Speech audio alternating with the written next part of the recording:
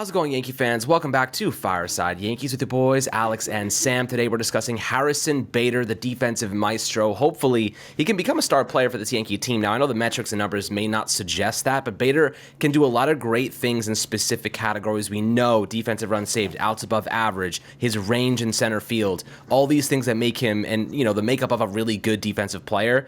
We have high hopes for him. We saw what he did during 9 games in the playoffs this past season. 5 home runs. He was absolutely electric. He was probably our best offensive piece. That wasn't expected given the fact he didn't really have much time coming off that plantar fasciitis injury down the stretch and didn't get enough of a sample size to really get into form. But nonetheless, woke up in the postseason, was absolutely lethal, and we're hoping he can kind of carry that over into the 2023 season. He's on a 1-year kind of deal right now before he hits free agency, 1 year of control, and then again, we'll see what his future holds. But he's kind of had a couple injuries in the past. I don't think it's going to be the biggest deal this year. He seems to be 100%. The plantar fasciitis injury is behind him, and we're hoping he can really step up and become an integral part to this team. But Sam, before we dive into Harrison Bader, our projections for him, how we think he can make a serious impact in 2023. How you do today, my friend? I'm good, man. It's great to be with you today. It's the first time I've recorded in a little bit. And I just want to shout out Mr. Brady. Congratulations on retirement. I know you are super excited about it, so I just wanted to get that out of the way. We're talking about Harrison Bader today, man, and I absolutely love Harrison Bader. He came on and really made an instant impact for this team. Like you said, he was really the only bat that this team had in the postseason at all. I mean, it was a dead offense. He ended up being the leadoff guy. I know they tried out Glaber a couple times. I know Judge was there, during the back half. And then because Bader was really the only offensive spark that this team had, they kind of had to put him up there. But this isn't a bat that I truly expected to be one of the best, right? Like coming into it, he didn't have a great run. He had a below 700 OPS during his time with the Yankees. I know it was only, I think he had 16 games in the regular season before we ended up going to the playoffs. And he wasn't an incredible bat, but I didn't expect him to be the super elite bat. I think his career high WRC plus is a 114, and that's what I expect from a guy like that. He's a defensive wizard. He's a defensive specialist, a Gold Glove, and you mentioned the DRS and outs above average. That's what we needed out of a player like that. And with the trade for Jordan Montgomery, it was super confusing at first because me, of all people, I didn't understand it at all because it was really Jordan Montgomery was your 5th guy. They basically went out and said, we don't need this guy because we have a strong 4 after they traded for Frankie Montas. And it was like, okay, cool. And it was really, I think they made the trade literally 5 minutes after the window closed. It was like at 5:55, the window closed at 6. And we were all just kind of shaking our heads like, what was that move? What was that play? And now looking back at it in hindsight, it looks like an incredible trade for the team because Jordan Montgomery ended up and pitching well for the St. Louis Cardinals down the stretch. And Harrison Bader came in and was electric for us in the postseason. So it was really a win-win on both sides for both teams. And Bader is really going to make a big impact. And it's going to be nice for him to be able to play out in center field and really kind of limit Judge's, injury expenses because at that point it's a more athletic position out there in center field, and with him being one of the elite guys defensively out there in center field, it's really going to help this team defensively. And this was already one of the best defensive units in baseball as is, so it's nice that they're going to be able to put Judge out there back in right field, and we can see what he can do in center field this year with the bat and on the base pass and defensively. And I'm super excited for Bader. I think he's going to make a big impact on this team. He absolutely is going to make a big impact on this team. With the way that baseball is going and fueling more of an offensive style, bigger bases, they're really promoting more base running, aggressive base running. Bader is a direct beneficiary of that. So 28 years old, coming off a season where he had a career-high 17 stolen bases. He only played in 86 games. If you actually, extrapolate on that and look at what he can do over a full season sample size. Let's say he plays 130 games. You look at him stealing maybe 25, almost like 30 bases. You know what I mean? Like that's a lot. 25, 30 bases stolen for a professional leaguer. That is a serious amount of bases. And he can turn a single into a double. He can do a lot of stuff for you in terms of, if he's on first base and Judge hits, I don't know, a ball through the gap or whatever it might be. He's batting 8th or 9th. Judge comes up batting 2nd. Even DJ LeMahieu hits a double. He's scoring from first base. If he's on and this is the thing about Bader, right? He gets a single, or he walks, gets on first base. He steals second base. All you need is a single to drive him in. You can manufacture runs that way through his aggressive style of play. Even if it's going to be close, even if you have a good arm in the outfield or whatever it might be, he's got just as good speed. You're talking like upper 90s percentile speed. You really like what he can do there. And, a lot of people I've kind of been looking at what DJ LeMahieu offers, and he's our primary leadoff hitter.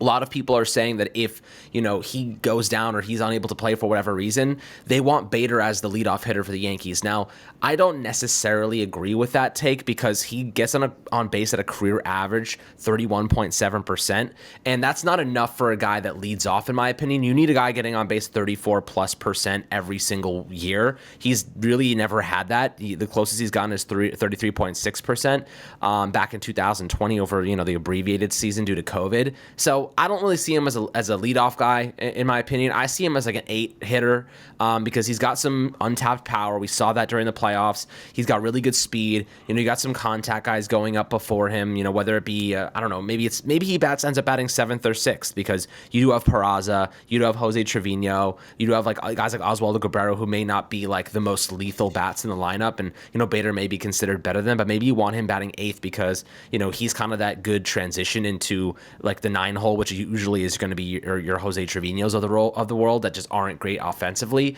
But Sam, when you're looking at Harrison Bader, where do you think he best situates in the lineup here? I think definitely in the bottom half. I don't really see him as a leadoff kind of guy, but maybe between 6 and 8 makes sense for me.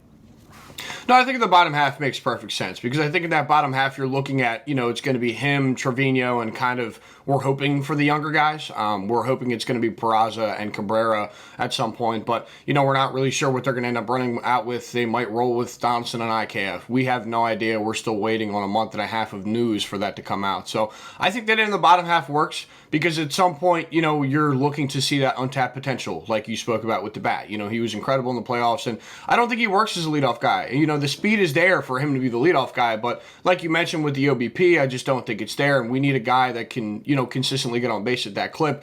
With DJ LeMahieu, like you mentioned, that's why it's so key for him to be healthy for this team because, when he's healthy and at the top of the order and firing on all cylinders, that's when this team's at its best. But with Bader, I think that, he's a perfect bottom of the half guy just because if you need, an electric spark down there, that would be your guy at the bottom of the order. And, like you mentioned with Judge and that speed, if Judge can, rip a double in the gap or something like that, he can score from first base. And if you have him batting out of the 8th, 9th hole, say you got Judge leading off on a certain day, then that's a run. That is literally a free run for us. And we kind of saw that, saw a little bit of that in the back half. I remember against Pittsburgh, he scored from first and just like absolutely bolted, and it was like the most electric thing. That was really our first like, oh, hey, welcome to Harrison Bader world kind of thing, which is really cool.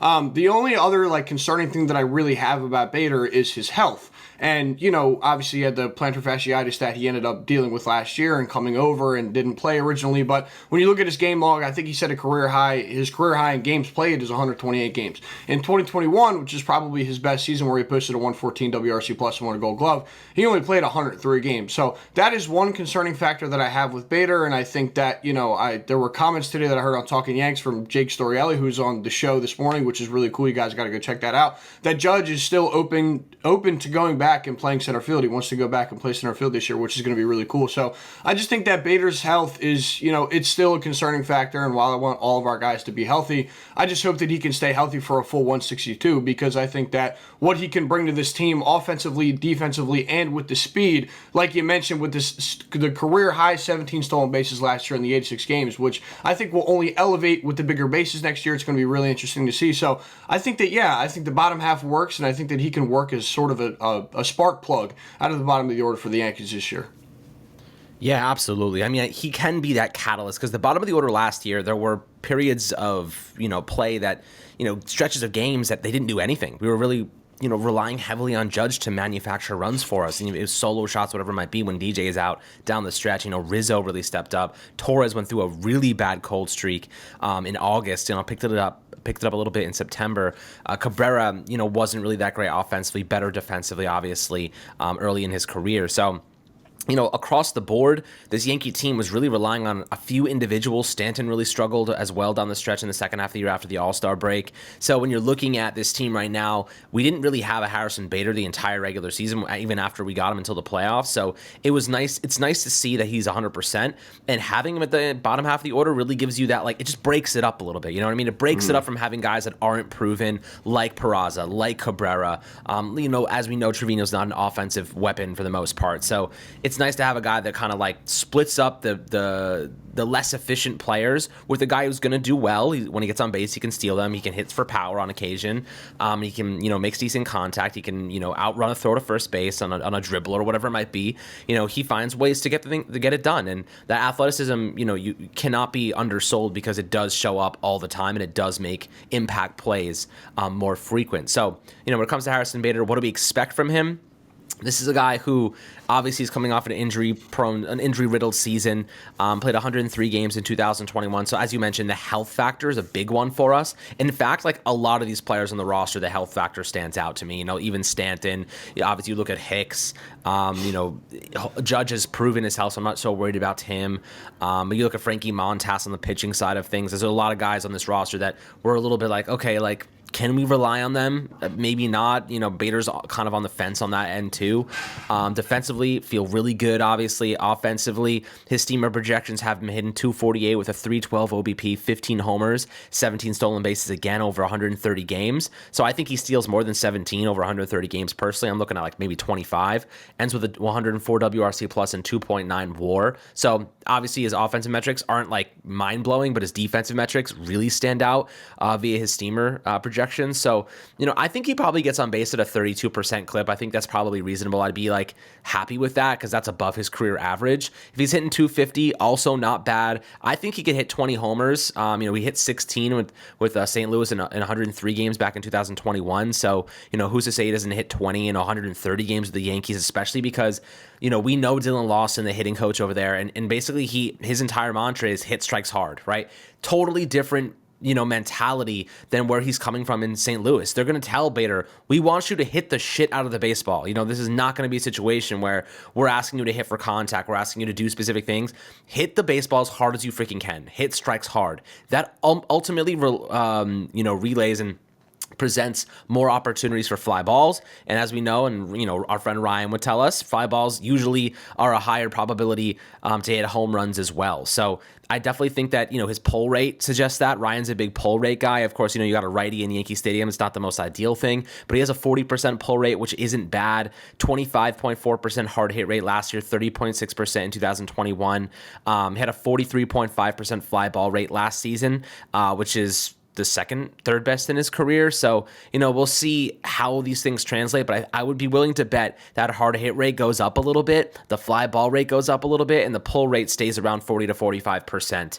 And I think that's exactly where we want him to be because I think he can definitely add a bit more value as a slugger in this scenario. But, what are your projections for him in terms of the slugging department? I think just based on the way the Yankees, operate and the way that they ask their hitters to, approach pitches, I think that he could hit 20 homers this upcoming year. Yeah, 30-30. No, I'm totally kidding. That was a hot take video.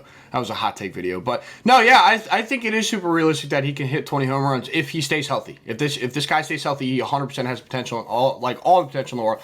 On the max end, I'm thinking 20 homers, 30 bags. On the max end, I'm thinking 20 homers, 30 bags. So I think that, I think, like you mentioned, in the power department, it's going to be completely different because with this Yankees team, all they want to do is hit home runs. Now, obviously, that is the best way to create runs in this league is by strictly hitting it over everybody else's head, straight into the seats, and that's the mantra that we've had over the past couple of seasons. So I don't expect this guy to be an elite offensive player. I expect him to be an incredible defender in center field that will help us out and save a shit ton of runs out there in the outfield for us. Provide a little bit with the bat. I think he's going to be above league average offensively. I think he posts like a 110 WRC plus, and the 320 OBP I think is pretty much spot on. But on the high end, I'm looking at like 20 home runs, and I think that would be sick. And with the mentality shift, it should be completely different. And it's interesting, man, because with his career OPS, his career OPS outside of Busch Stadium, where he was before, is like 800 something. I want to say it's like 806, and his career OPS in Busch Stadium is like 640. So obviously, he spent the majority of his time at the beginning of his career playing in Busch Stadium, so obviously that tanks his career OPS and the rest of his numbers, but there's potential there where he could really become a legitimate hitter. While I will not project him for that because of what we've seen in the past and the health and all the factors pretty much going into it, there's potential for him to be an incredible hitter in this Yankees lineup. And if we're projecting him as a 7, 8, 9 guy in this lineup, we will take that 1,000%. When you look at a guy like Jose Trevino, who's the best defensive catcher in the game. We don't expect him to be this elite offensive presence. We expect him to post a 95 WRC plus every year and go out and win a platinum glove every year, and that's what he did last year, right? It's kind of the same situation with Harrison Bader. Anything other than league average offensive production, we will take it because we know why you're here. You're here to play elite defense. You're here to swipe bags. You're here to be fast. But anything else that we could take offensively, we will 100% take it from that bottom of the order. And I think that, yeah, on the high end, I think I'm going to look at 20 home runs. 20 home runs. I think that would be sick. And that would be huge for the Yankees lineup if they could add 20 home runs to this lineup, Alex. I think that'd be awesome. It absolutely would be because, I mean, as long as we don't have Aaron Hicks just dragging along with 5-6 homers a year, I think we're in good shape. And, with that being said, I want to touch on the left field position for a second because I do want to ask your take on one thing. I'm going to talk about this, a little bit later in an episode with Ryan, I had kind of set up for us because I want to talk about Estevan Florial for a second with you because I do want to get your take on this. It's kind of an interesting situation because, Aaron Hicks starting left field angers me, to say the least. Do I trust him? Absolutely not. I don't think he is the future at that position. He's a stopgap at this point in time. We know the Yankees have been trying to offload him despite general manager Brian Cashman consistently promoting him and advocating for his play, right?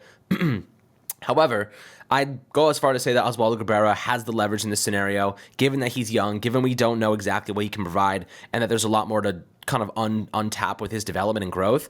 I think that he has the advantage right now for the starting job. But how about Estevan Florial? And I want to ask you about him because this is a player who the Yankees have failed to give consistent opportunities to. And they really, and it makes sense why they didn't, because, he really was coming in to fill in for Stanton when he was out, or coming in to fill in. The most MLB games he's ever played in a season was 17, right? He's only played 17 games. That's the most he's ever played in a major league season.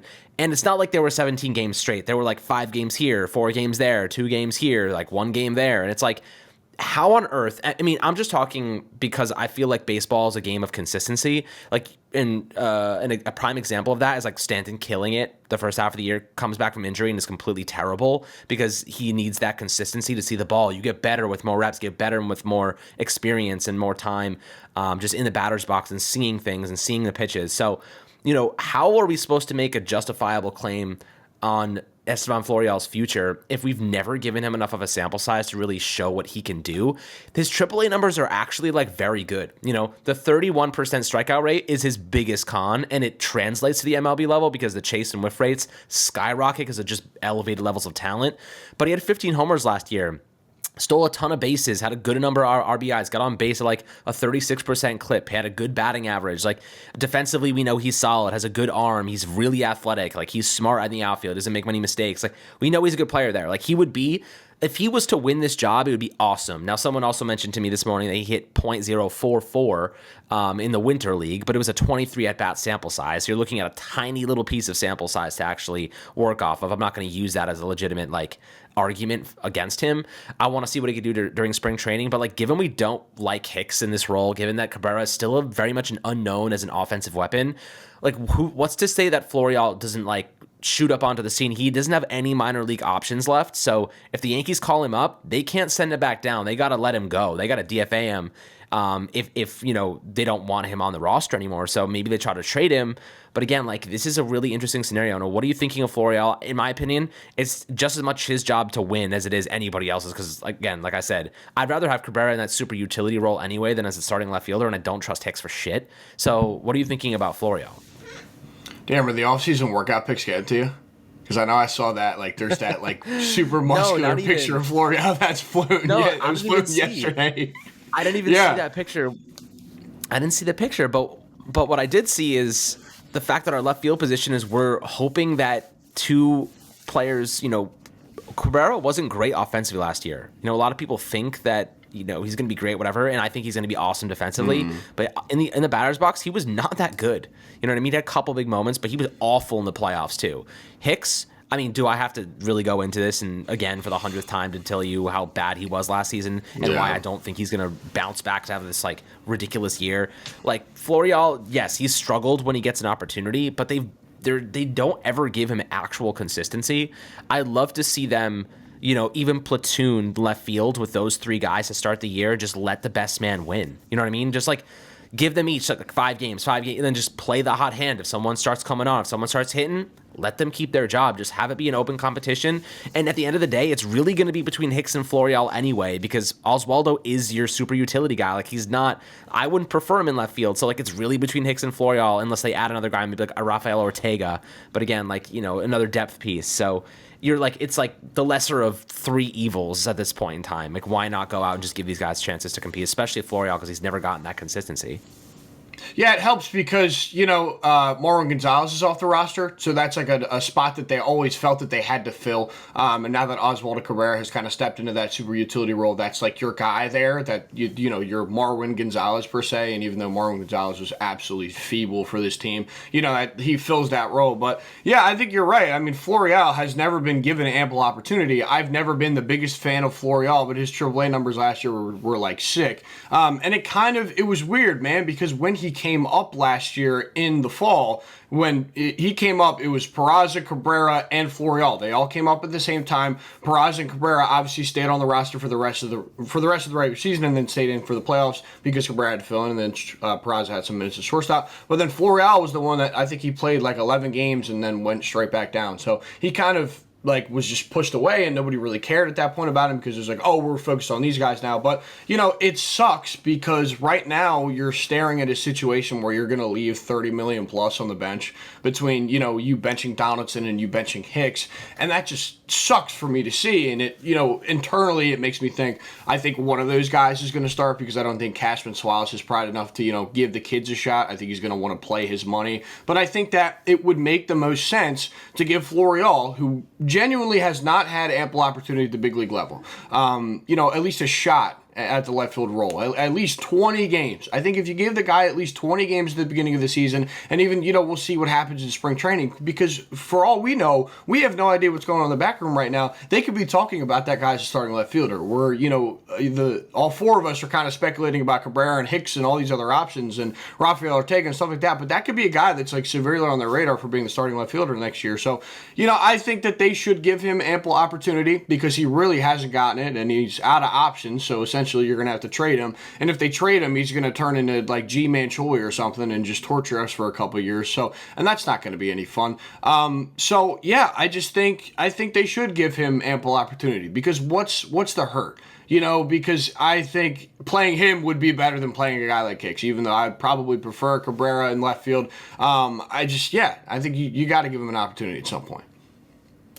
Yep, I 100% agree. So I'll tell you what, Harrison Bader, Estevan Florial, well, I want to see what happens in left field, man. This is going to be a really fun spring training, full of news, full of big kind of decisions that manager Aaron Boone has to make. And we're going to be here with you guys every step of the way to break it down, tell you how everybody performed. If you missed the games, we got you guys covered here on Fireside Yankees. We're going to do breakdowns after every game, who performed well, who's coming on, how we feel these position battles are unfolding. So you're going to want to stick around for all that great content. As always, my friends, make sure to like and subscribe. Have a fantastic rest of your day, and we'll catch you guys on the next Fireside Yankees episode.